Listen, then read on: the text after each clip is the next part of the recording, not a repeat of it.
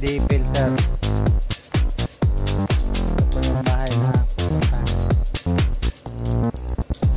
Nakarating ko lang po, hindi pa ako kumakatok. Mamaya po kakatok tayo, pasukin po.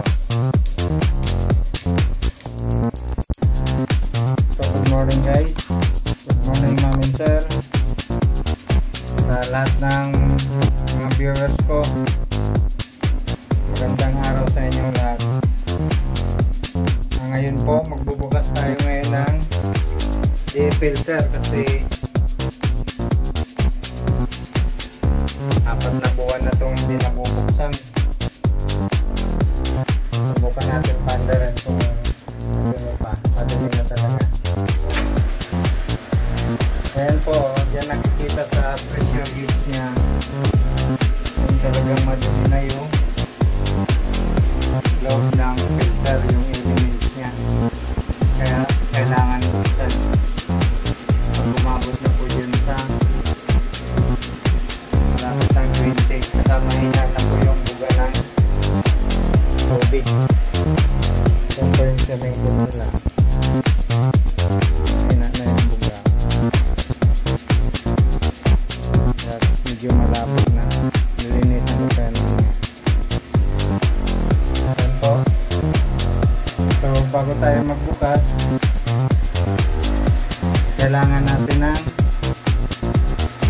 close range kasi maybe ang size, at patay na uli natin yung cam para mabuksan natin yung filter. Yan po, ang dami pa ng mga tubo. Lilinisan natin yung lilinisan ko tayo naman. Ito po, nagawa ko na.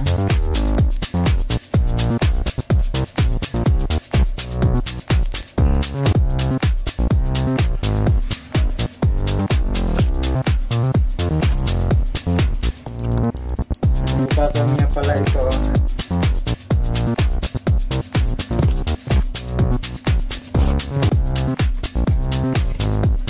Ayan, bubuksan ko na po yung filter.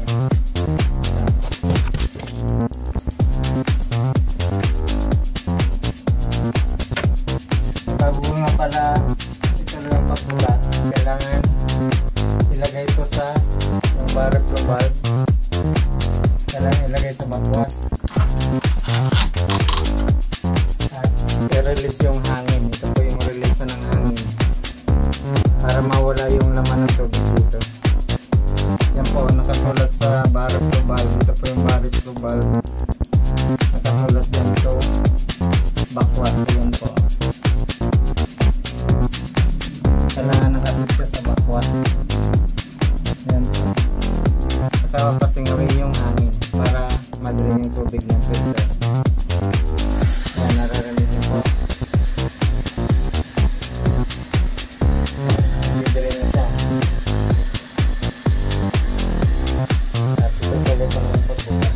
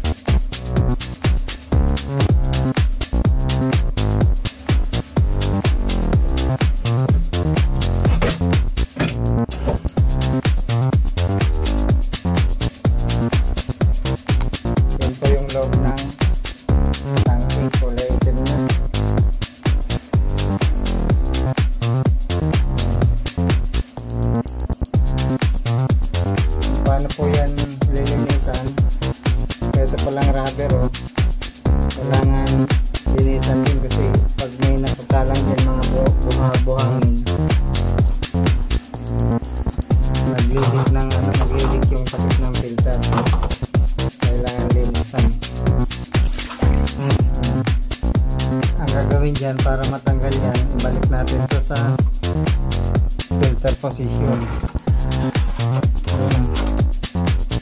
Tapos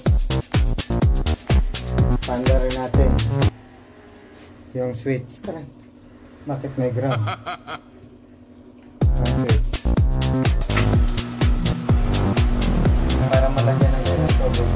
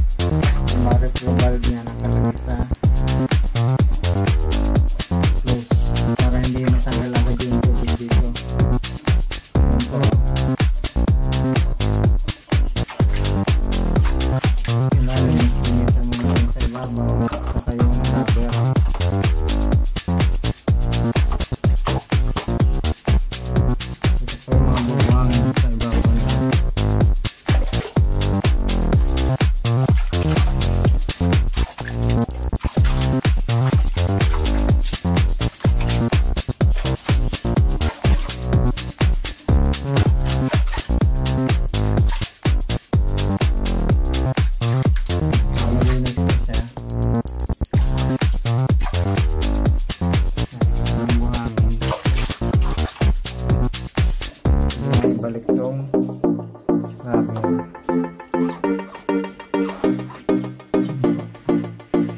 tapos ilalagay mo na to sa papasulit para madali nito.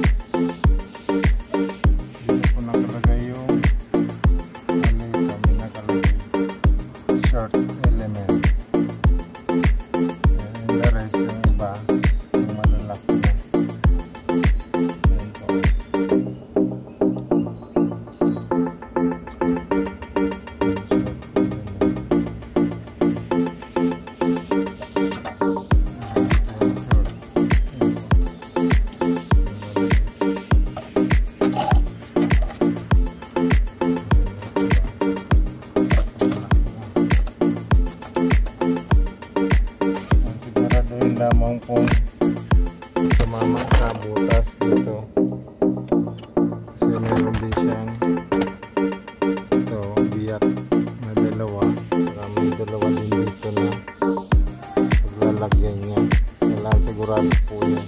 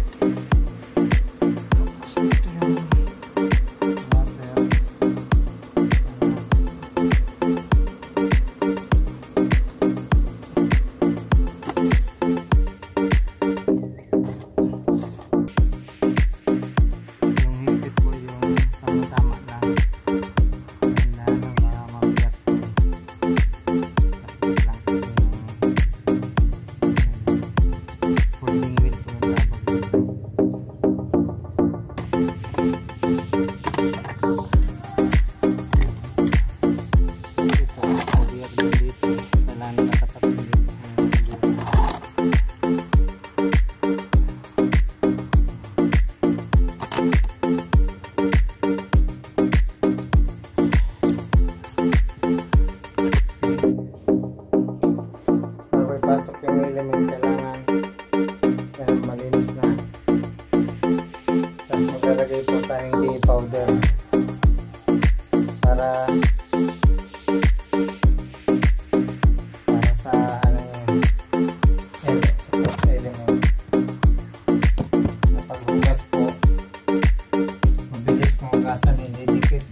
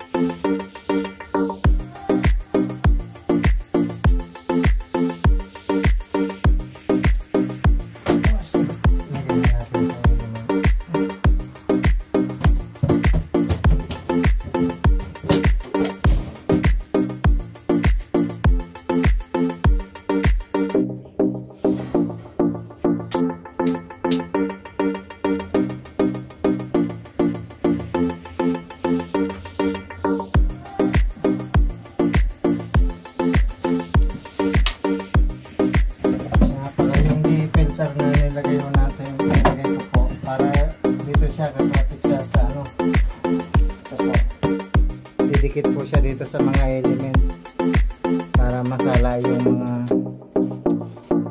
dumi, at pagtanggal ko uli nito mabilis matanggal, hindi dikit yung dumi, mabilis matanggal yung dumi kasi naon na yung DE powder dito. Pag wala kasing DE powder, direct yung dumi dito na kumakapit, mahirap maglinis. Yung ginagamitan ng brush yun. Kaya yan ang importante na nilalagyan ng DE powder pagkatapos maglinis.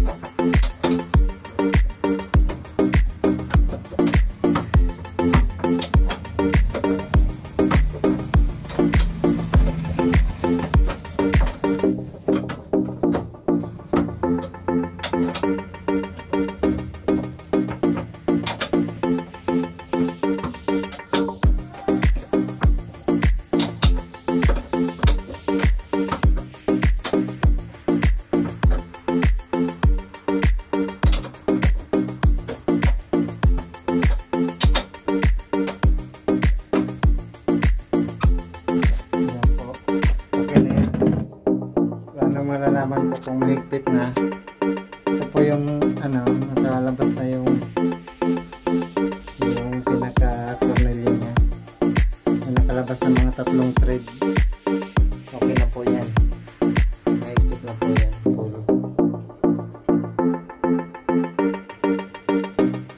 Yan po na sarado na natin. Yan, papanda rin na ulit natin yung push button para malagyan ng tubig yung center tank. Yan, nakabukas po ulit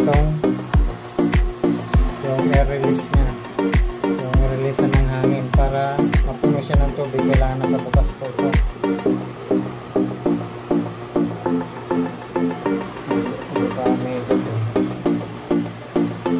Yan, may hangin siya. Pag lumabas na po yung tubig niya, saka yung isasara.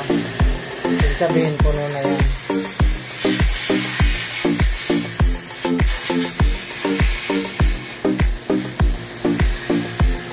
Lalabas na yung tubig niya.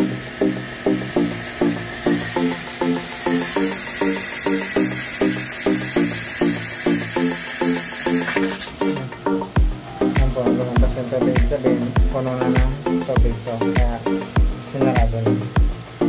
Yan po yung ano niya, pressure gauge kasi bagong linis. Babaho.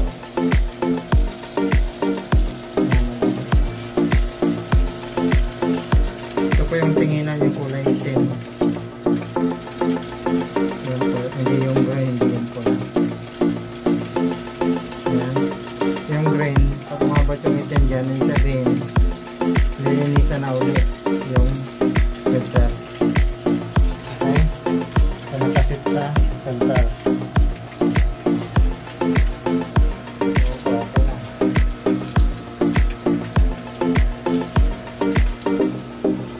Para sir, rin ang tala sa may-ari sa tiwala po. Thank you. Okay, salamat sa mga nanood. Thank you for watching. Sa susunod po ulit na video.